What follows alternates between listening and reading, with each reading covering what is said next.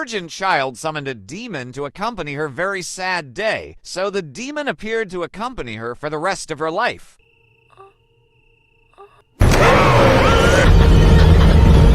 The story will be shown by a newly married husband and wife named Tomas and a female partner named Ellen. They have just got married, but the husband Tomas has to travel on business for his work. Set in Germany in 1838, Tomas is a realtor who works in a company owned by his master called Herr Knock. His master told Tomas to sell the old building to someone in a remote area, but the beer couldn't come to meet him because he was too weak. Therefore, Tomas had to meet him. The beer lived in the small eastern district of Bohemia, which is isolated from the Carpathian Alps. The beer was a noble banquet count named Orlik. Tomas also asked his wife Elena for permission to go on a business trip for 6 weeks. Elena has had a unique habit since she was little, where every time she speaks like someone is reciting a spell. Elena doesn't let Tomas leave because he has bad visions of her anthem. He is Fredrik's best friend, Tomas, since childhood. Tomas intends to entrust Elena to Fredrik and his wife, Anna. Because of their closeness, Fredrik was happy to accommodate Ellen. While Tomas was asleep,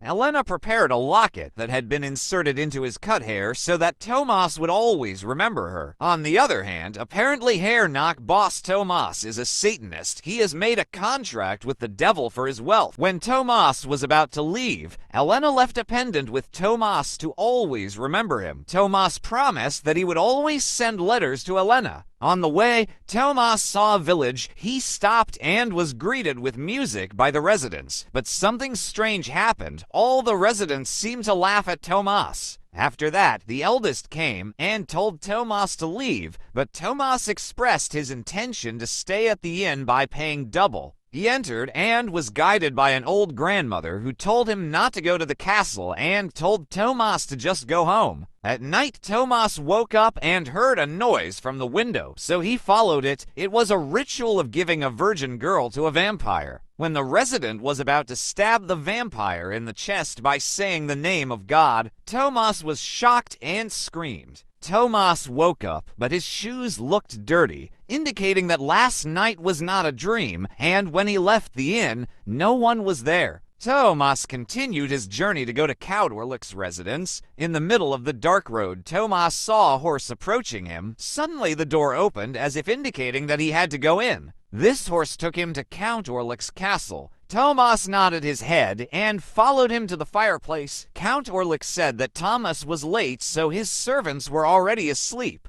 This is where Tomas felt strange. When Tomas issued the documents regarding the purchase of the house, Count Orlik wanted himself to be called Your Majesty because he was afraid. Tomas complied. With fear, Tomas dared to ask about the customs of the local people. Yesterday, he saw them sacrificing a virgin girl to a corpse. Orlik also answered that the indigenous people had old-fashioned thinking. That's why he wanted to live and have a house in the middle of the city so he wouldn't think old-fashioned and get modern knowledge like Tomas. Orlik told Tomas to eat, but in his panic, Tomas accidentally injured his hand, which made Orlik angry and offered to treat him. Tomas was told to come closer to the fireplace, and the statue in the fireplace looked at him, after which Tomas realized that Orlik was not human. Several days have passed since her husband Tomas went on a business trip. Now Elena is accompanied by Fredrik's wife, Anna. They are not close, and occasionally Elena seems to say fate, destiny, without knowing what it means.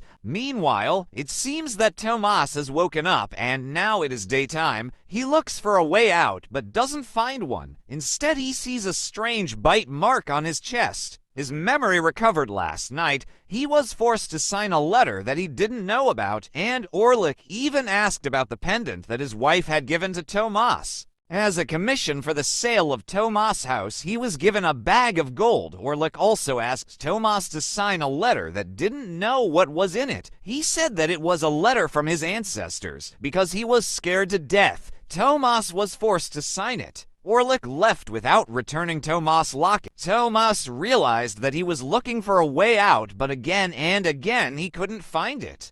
Tomas forced his way into a door and found what looked like a tomb inside. He opened it and was shocked to find a corpse inside. Tomas wanted to leave, but instead took a weapon and intended to kill the vampire. Suddenly,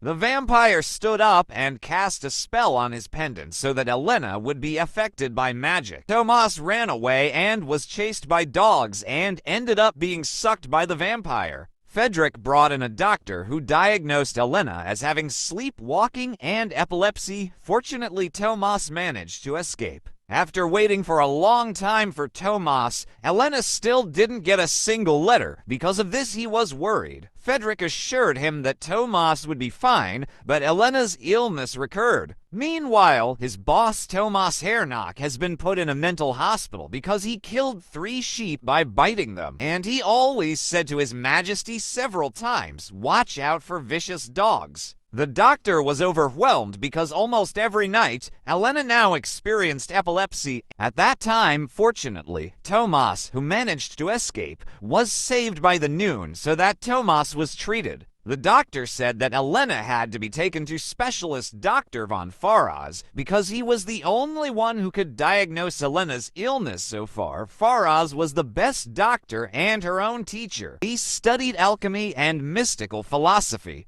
Meanwhile, Tomas wakes up and realizes that the vampire is coming to meet his wife Elena. The vampire headed to the city by ship. The doctor and Fredrik met with their teacher von Franz to ask him to meet Ellen, who was sick at home, while Tomas was going home by horse from church. On the ship where the vampire's coffin was carried, there was an outbreak that spread quickly. Franz began to listen to all of Elena's stories, in which she told about her lonely childhood and asked the devil to accompany her, known as a vampire, so that Elena and the vampire became close and committed sins. Elena was depressed until she grew up and met Tomas as her cure now, but after getting married, Elena felt that the vampire was always bothering her through dreams. Elena experienced a reaction again. Franz stabbed the knife, but there was no reaction. So Franz started forcing her to communicate, and sure enough, Elena had been possessed by the devil. Franz says that Elena is cursed. Fredrik, who has a modern mind,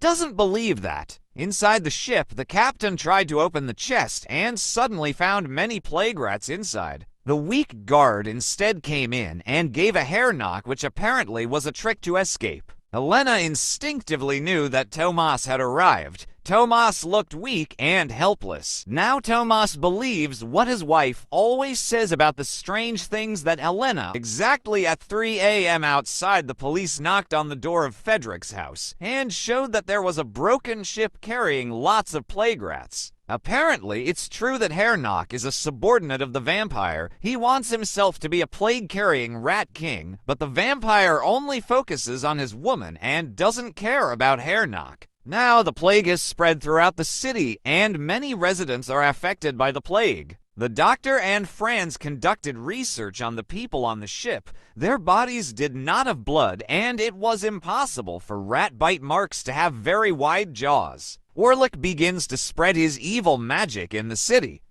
and it caused Tomas to feel like he was being strangled, and he scolded Elena for this because she decided to sleep with Anna. Now Franz realizes that this was the work of the Nosferatu vampire, which Fredrik denied, but Franz is very confident in his mystical philosophy. Apparently, it wasn't without reason that Tomas became short of breath. Now Orlik met Elena to greet her and approach her so that she would return to Orlik. The vampire said that her husband had sold Elena to him for a sack of gold. Orlik really wanted Elena. Because of Elena's request, Orlik woke up from his pain, but Elena didn't care and still wanted Tomas forever. Orlik threatened him with 3 days counting tonight. If he didn't return to Orlik, everyone would die. Apparently, it was Elena's dream, and when she woke up she saw Anna surrounded by plague rats, which made her sick. Fredrik also gently asked Tomas and Elena to go home. The doctor and Franz trace Tomas' boss. Hernock apparently keeps mystical tools and is himself a devil worshipper. Fredrik got angry and threw them both out because it all didn't make sense.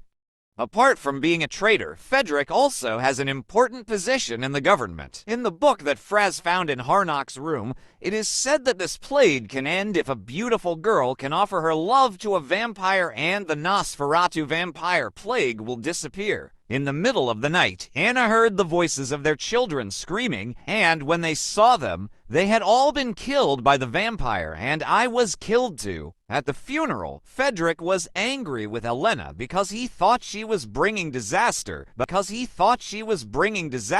but his friend Thomas showed him the vampire's bite marks so that Frederick believed him. They all came up with a plan to kill the Nosferatu vampire. Franz just asked me to chat about the book he read that only a woman who is loved by a vampire can kill him.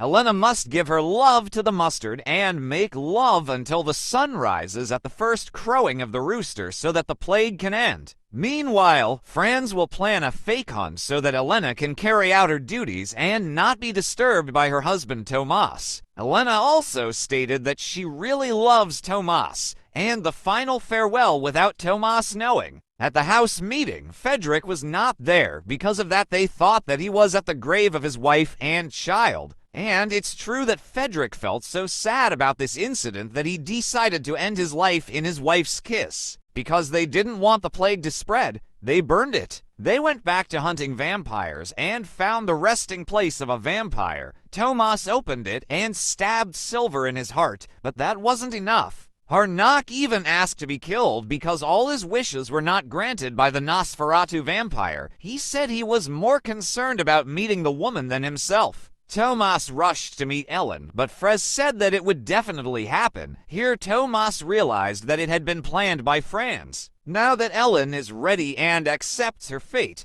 they make love until morning, until the vampire Nosferatu dies in the sun.